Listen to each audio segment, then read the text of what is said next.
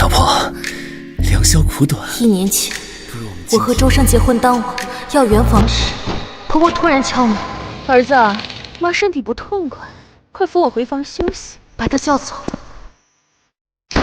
直到第2天早上，她才从婆婆房里出来，还一副累极的样子。从那天起，婆婆总会在我们准备圆房时把她叫走，一去就是1夜。今天是我们结婚1周年的日子，我要我的丈夫今晚只属于我。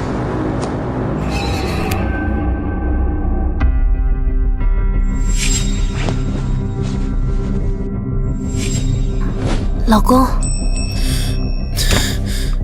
老婆，今天是什么日子啊？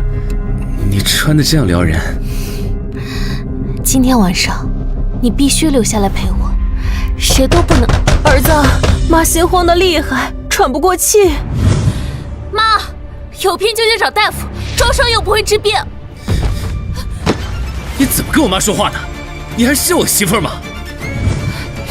老公，你不能走，今晚不一样。等你冷静下来再说吧。结婚1年了，你夜夜待在婆婆房里，让我这个妻子怎么想？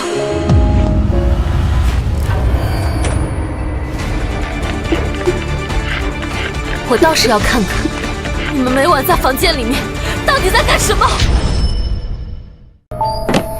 周生，你到底要闹什么？我不是说过你不准靠近我妈的房间吗？我听见房间里有声音，所以我过来看看有什么需要我帮忙的。你够了，我再说一遍，不准靠近我妈的房间，更不准偷听，这是规矩。什么破规矩？周生，你告诉我，这个家里一共就3个人，妈每天晚上把你叫过去，还把门反锁，你们到底在里面干些什么呀？瞒着我一个人。妈身体不好，我这个当儿子的照顾她是天经地义，你能不能不要没事找事了？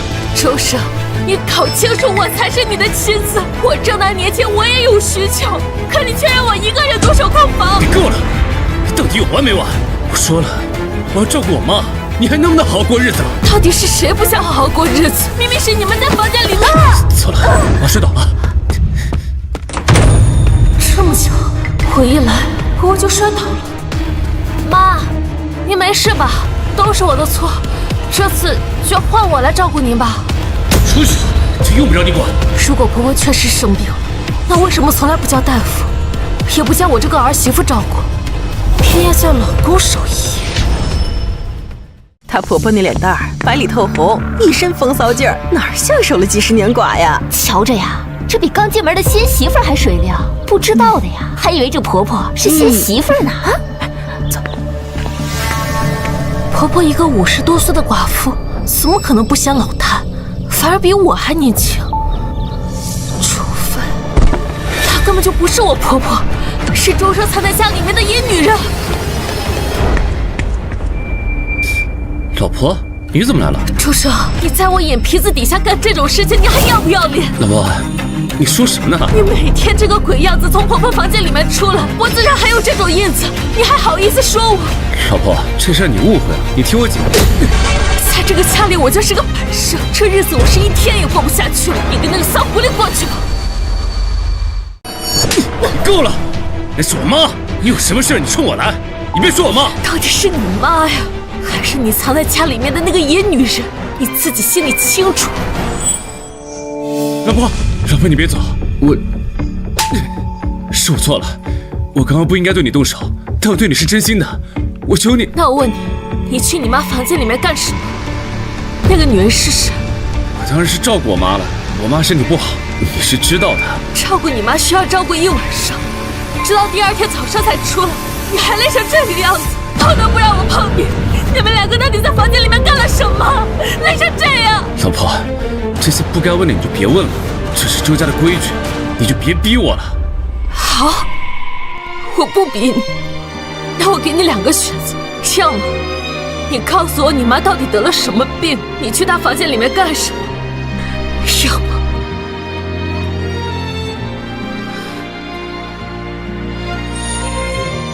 我回娘家，我们分手吧。周家的规矩。什么破规矩？你根本就没有把我当做你妻子。老婆，老婆，我承认我是有很多事瞒着你，可我对你是真心的呀。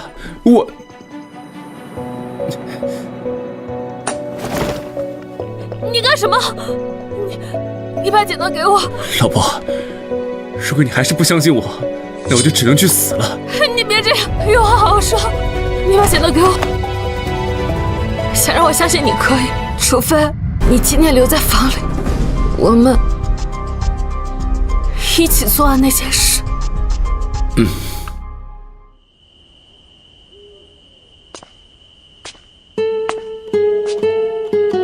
老婆，老公，我准备好了。老婆，你先喝杯牛奶定定神，我去洗漱，马上就回来。周生每晚都会给我热一杯牛奶，他心里是有我的，我等你。老婆，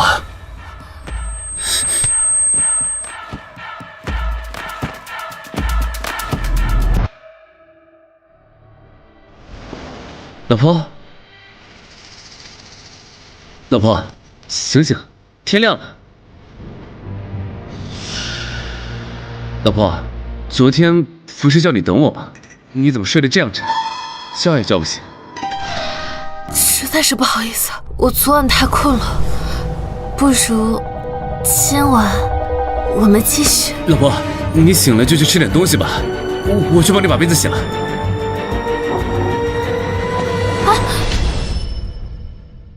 阿欢，阿欢，你们小夫妻感情好，大娘替你开心，但是也得注意点分寸呐。张大娘，你这是什么意思啊？昨天你们房间的动静，哎呀，响了大半夜，害得我呀整宿都没合眼。那是婆婆的房间，我一定要搞清楚婆婆房间里到底有什么秘密。老公，老婆，趁热把牛奶喝了吧。每次喝了老公端来的牛奶就犯困，难道奶有问题？不如将计就计，假装喝下。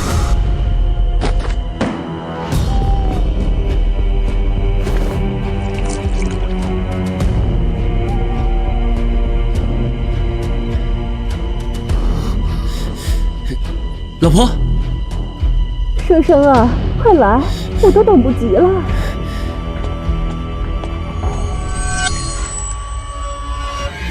果然，老公又被那个女人给叫出去了。我倒要看看他们在房间里闹腾一夜，到底是在干什么。那包里面装的是什么？竟让周生这么跑。谁？给我出来！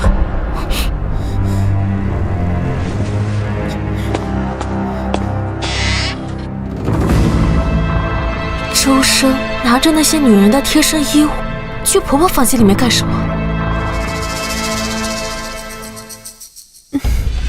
这事儿如果露出去半点风声，我们全部完了。叫你我都不说，谁会知道？今天我一定要搞清楚，周生作为有妇之夫，为什么要挨着其他女人这么近？周生，周生在家吗？周生，破子里出鸡事了。大晚上的真会挑时间。既然老公不肯告诉我，那我就自己看看。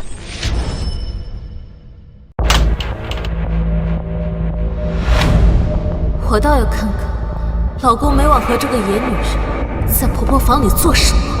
真是好大一张床。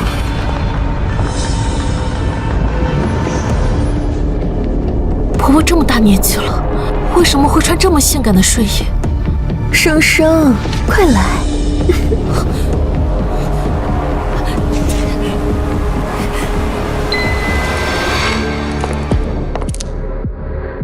我们每天在你房里做这事儿，你媳妇儿不会知道吧？她呀，心思单纯，不会知道的。我开始吧。原来这睡衣是给这个野女人穿的。周深，你这个王八蛋，难怪不肯碰我，原来是在婆婆屋里金屋藏娇。哎呀，我都等不及了，你知道的，我一天都不能没有你。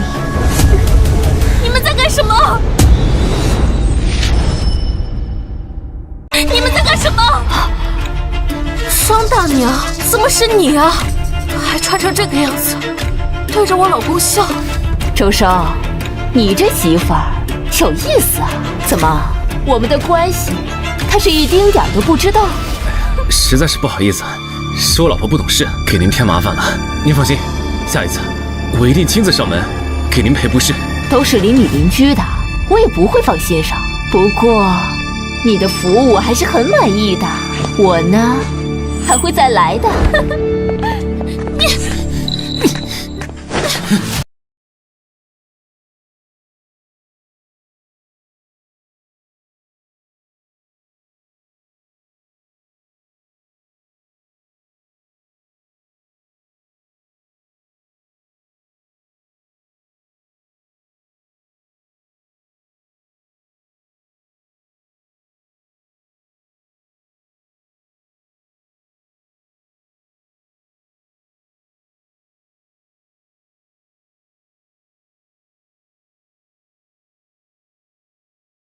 不能这样！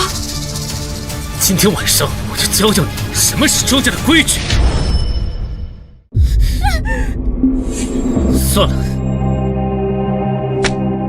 阿欢，我念在你今天是初犯，从轻发落，你就好好在这跪上一夜，好好反省。明明是你做错了事，你都跟张大娘那样了，你凭什么罚我？我又做错了什么？你在闹什么？明明是你，你每晚说去伺候妈，可房间里根本就没有妈，只有穿成那样的张大娘。周生，你怎么解释？这事情根本就不是你想的那样，我跟张大娘她只是……周少，你快再去铺子看看，老夫人她快撑不住了。周生，你站住！你今天一定要把话说清楚。我会解释，但不是现在。身体虚弱的婆婆去照看铺子，本该照顾她的周生，却在她房里私会别的女人。身体虚弱的婆婆去照看铺子，本该照顾她的周生，却在她房里私会别的女人。我头好晕。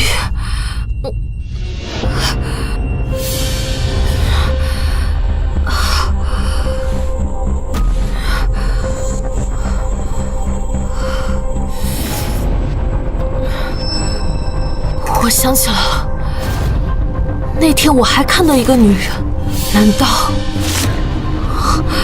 和周生去婆婆房间里的女人根本就不止一个？婆婆房间里到底有什么秘密？周生为什么要这么瞒着我？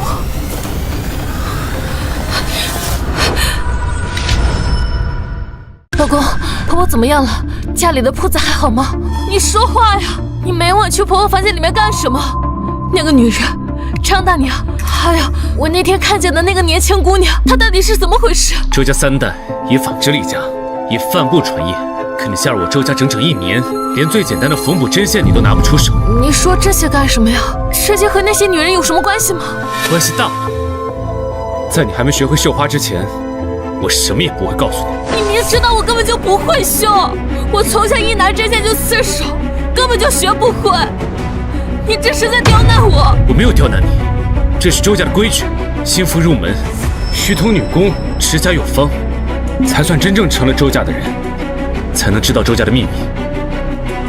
她婆婆那脸蛋儿白里透红，一身风骚劲儿，哪儿像守了几十年寡呀？瞧着呀，这比刚进门的新媳妇儿还水灵。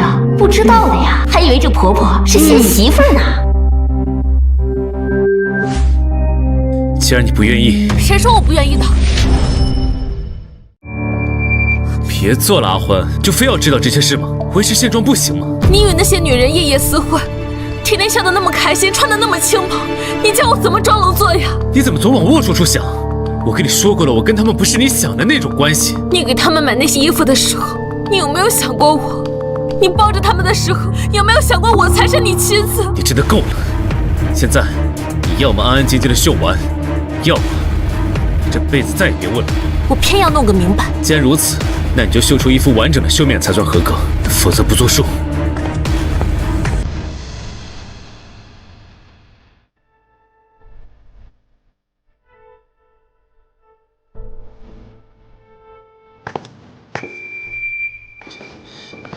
修好了。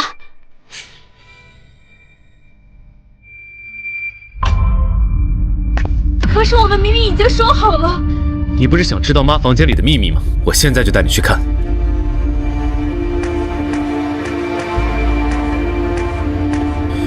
你想知道的一切都在这儿。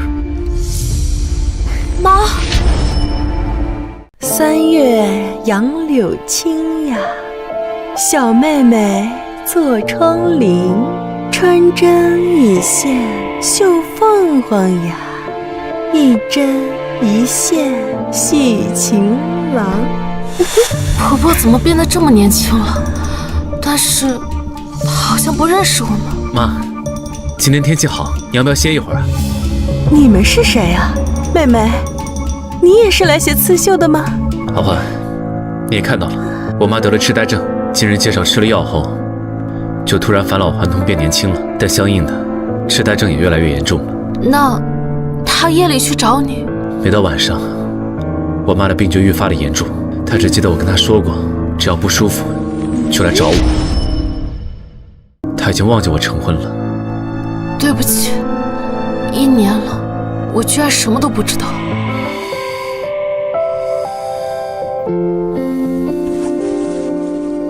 其实我妈清醒的时候就跟我说过几次，希望你以后继承这个家，但我怕你累，又怕你知道我妈的情况，不愿意留下来。你把我当什么人了？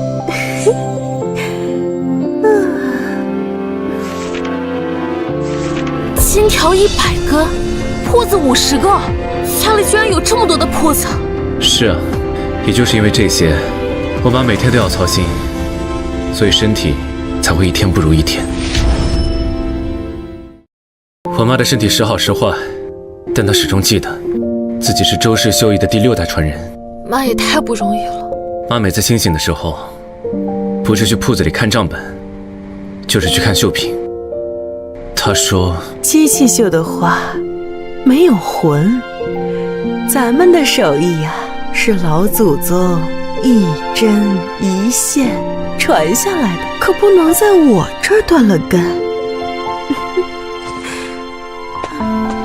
妈，这幅画我来陪你绣。你摸摸，这丝线呀，得先用米浆浆过，才有骨力。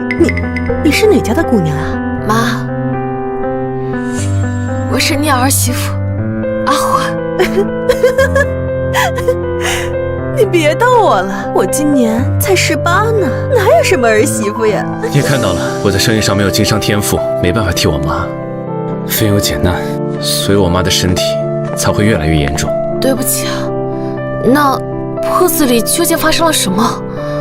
婆婆为什么变成了这样还要去？铺子里的事儿没有一天在消停，我妈就算晚上只要稍微一清醒，也会想去看看。难怪婆婆昨晚还在铺子。那昨天晚上你和张大娘……董生，给老子滚出来！外面是什么人？怎么敲门这么急啊？妈，外面不是客人，外面是有人在修门。阿欢，你看好吗？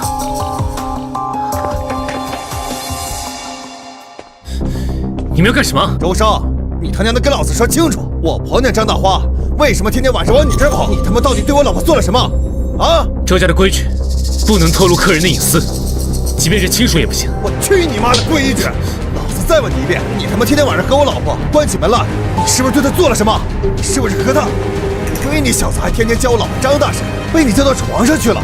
今天你要是不交代清楚，我就砸了你这破燕子！无可奉告，还敢狡辩？住手！我老婆自从去了周家铺子见过他，回来连手都不让我碰一下，还说我是个粗人，不懂情趣。晚上睡觉还对着镜子傻笑。别胡说八道了！周生本本分分地守着铺子，他这样惹过谁啊？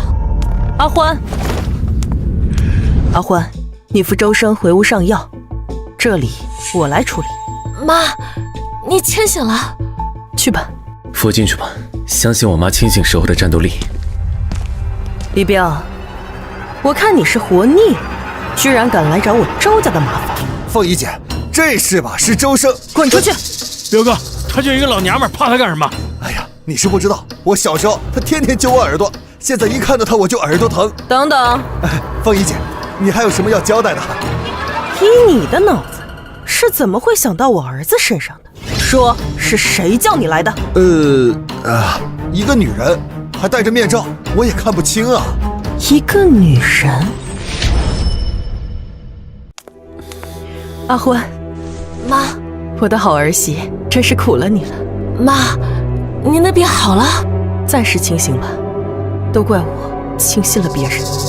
半年前有个女人找上门，她告诉我有祖传的秘方专治我这病，我当时求医心切，就相信了她。妈，你怎么从来没跟我说过？那药起初确实有效，但过了不久，人是变得年轻了，但这脑子是越来越糊涂了。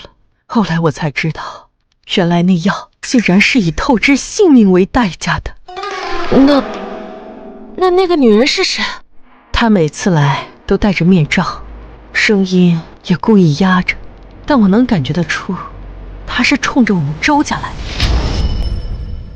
的。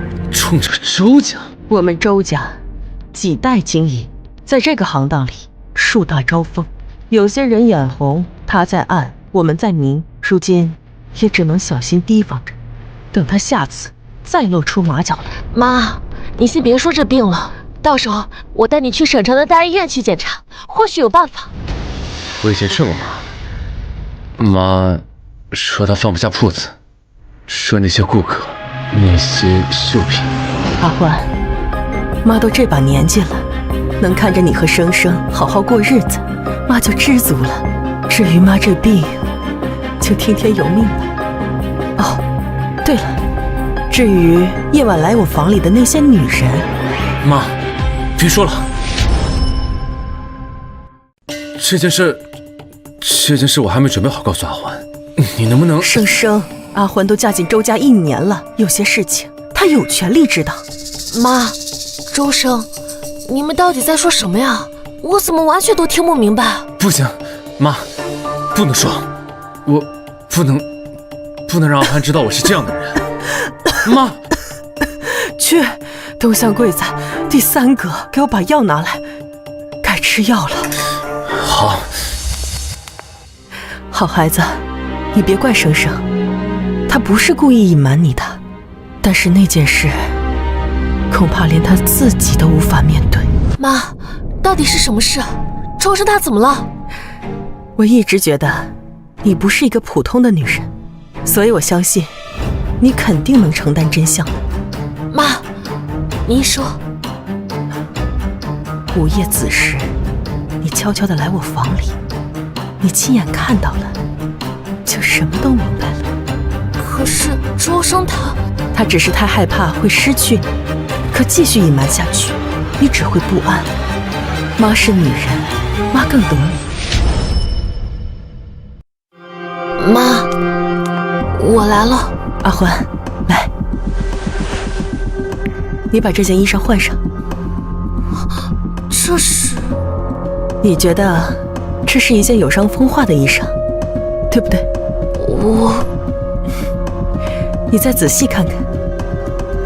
妈，虽然我不懂刺绣，但我也知道，这绣这面料，在市面上一般是买不到的。妈，你今天叫我过来，不是跟我说每夜去你房间里的女人是怎么回事吗？你跟我说这衣裳干什么？你既看出这件衣裳不同寻常，难道不曾想过，那些夜里来我房间的女人和这衣裳一样，也是同一件事？我不明白。张大娘也好，年轻的女孩也罢，她们夜里来不是来跟我儿子私会的。那是……妈，您睡了吗？我给您送安神茶来了。嘘，躲好。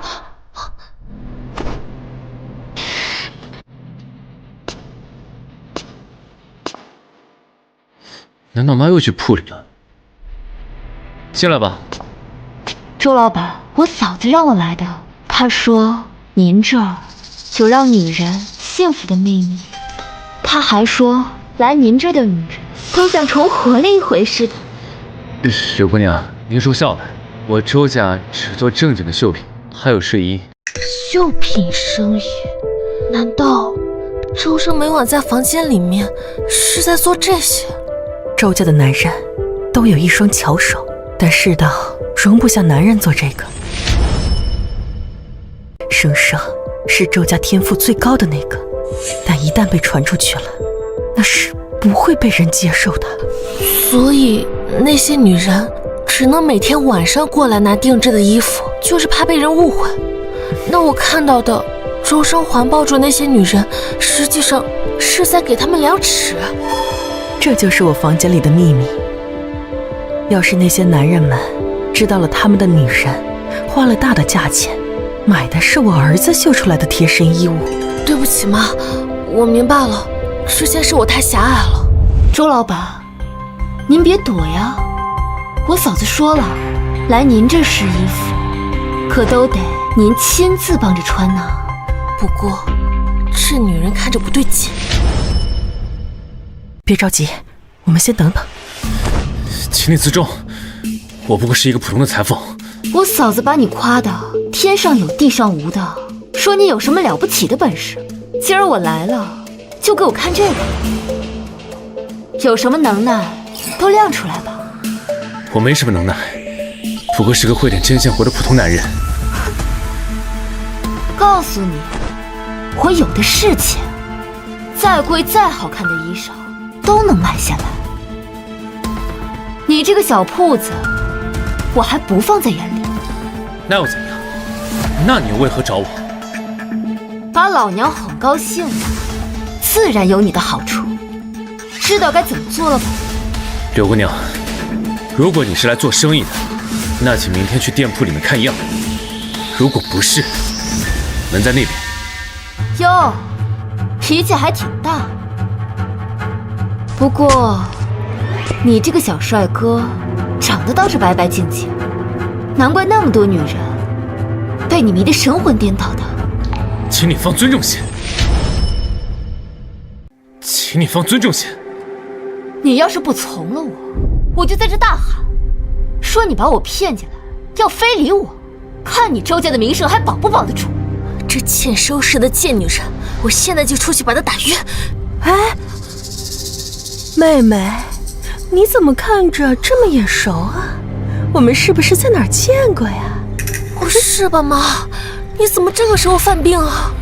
柳姑娘，我再说一遍，如果您是来做生意的，那我随时欢迎；如果不是，那请现在出去。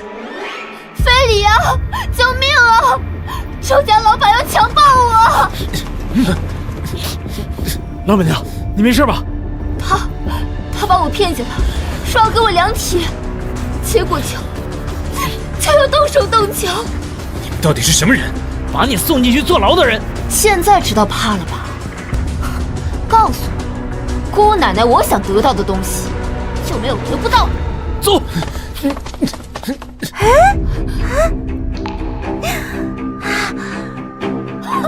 你在干什么呀？老废物出来了，老的不是我对手，小的也不是我对手。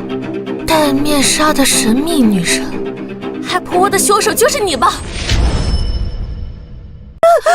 妈，我的头好晕，丝线，我的丝线，客人的牡丹花没绣完。妈，你这是怎么了？我的头要裂开了。妈，你先坐着休息一下。牡丹花。妈，周生交代我了，要好好照顾你。你若是有什么闪失，我怎么向他交代？阿欢，妈，你清醒了。他们把生生带走了。他们把生生带走了。现在，你该知道我们周家是做什么生意了吧？我知道了，是我对不起，我错怪了周生。他每夜带女人回来，只是为了给他们做衣服。没错，当年我接手周家铺子的时候，发现了一个商机。女人们总是找不到适合的贴身衣服，常常有苦难言。所以，你设计了那些睡衣、内衣。是，直到生生长大，我才发现，这个孩子不仅天赋极高，而且秀艺更是一绝。那些女人穿了他做的衣裳，都感觉非常的幸福。而我，连最基础的针线都不会，在周生眼里，我根本就没有资格触碰周家的秘密，更别说理解他。傻孩子，生生他是不会嫌弃你的，他是怕你知道了之后，你会嫌弃他。我怎么会嫌弃他？我若是知道，只会更心疼他。现在知道也不晚。妈，我想想办法，无论如何，我一定要把周生带出来。那个女人敢明着来抓人，说明她做足了准备。来，妈跟你一块儿去。走。你呢？这是要去哪儿啊？你是谁？周老夫人，真是贵人多忘事啊。10年前，你在城东开了50家成衣铺，我在对街也开了50家。你已经忘了我？是你，柳家秀坊的老板娘。本来相安无事，可自从你研究出了什么让女人穿了就能觉得幸福的贴身的小衣和睡衣，我的生意就一落千丈，我的老主顾也全都跑到你那儿去了。商场如战场，各凭本事。我的东西客人喜欢，难道这也有错？让男人为女人缝贴身衣物，夜里关起门来做那种交易，我不服。所以你就因此害我？哼，是，又如何？反正你也活不久，我不妨再告诉你几句。那药是不是让你看起来越来越年轻，肌肤细滑，仿若少女？你在说什么？你的记性是不是越来越差？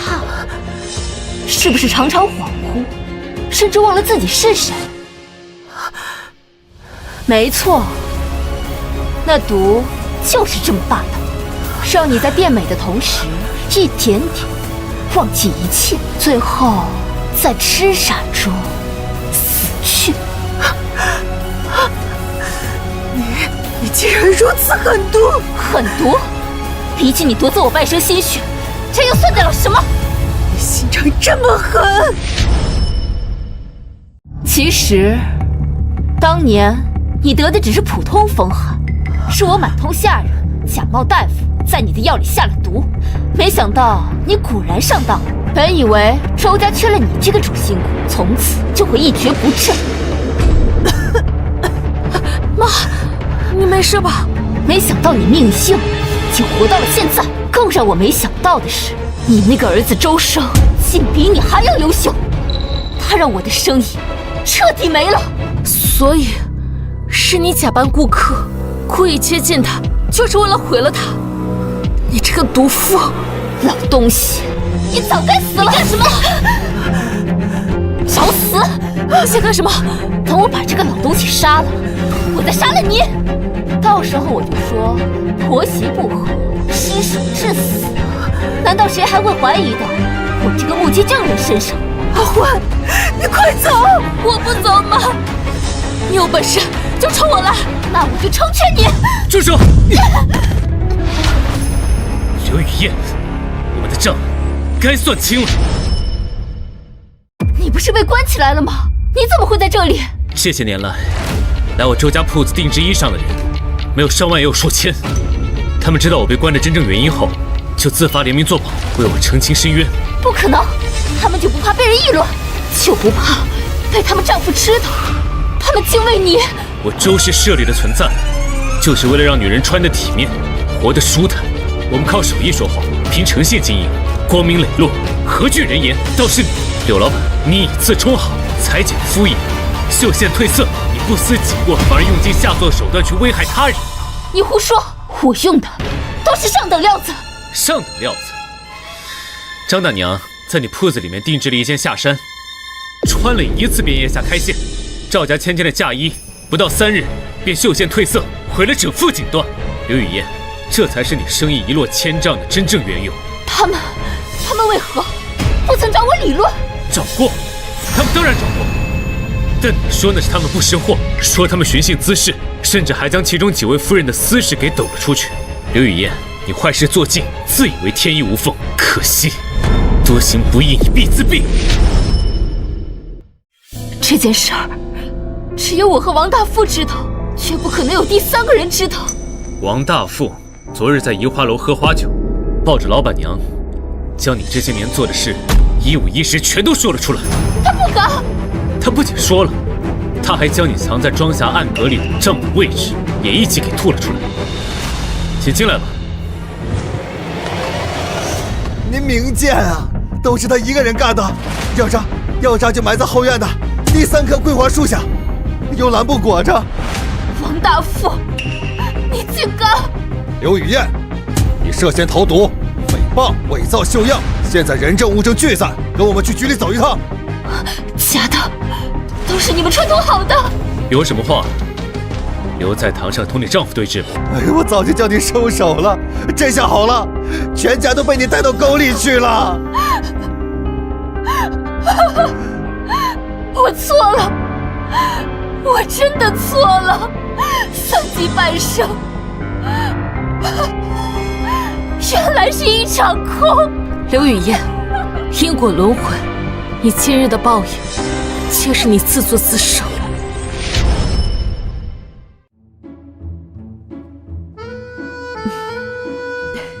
哎呀，周婶儿，今天气色可真好呀！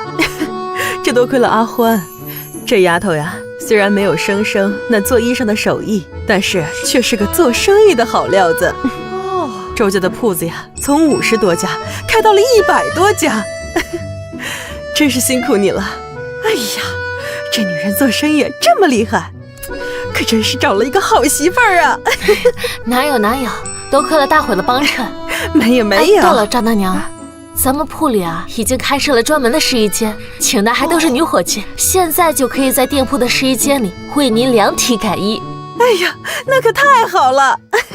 哎呦，说起来，你们还记得柳娘吗？过去是我错了，现在我想尽自己的能力，为大家做一些事情。去吧。阿欢，你不是说要跟我圆房吗？怎么天天晚上见不到你人影啊？店里生意这么忙，哪有空理你啊？我现在呀可是身子大好了，这店里的生意啊我来，眼下就等着抱孙子孙女了。遵命，阿欢。曾经的我以为世间最难打破的是偏见，但是现在的我明白，只要心存善念，守住本心，一切都会越来越好。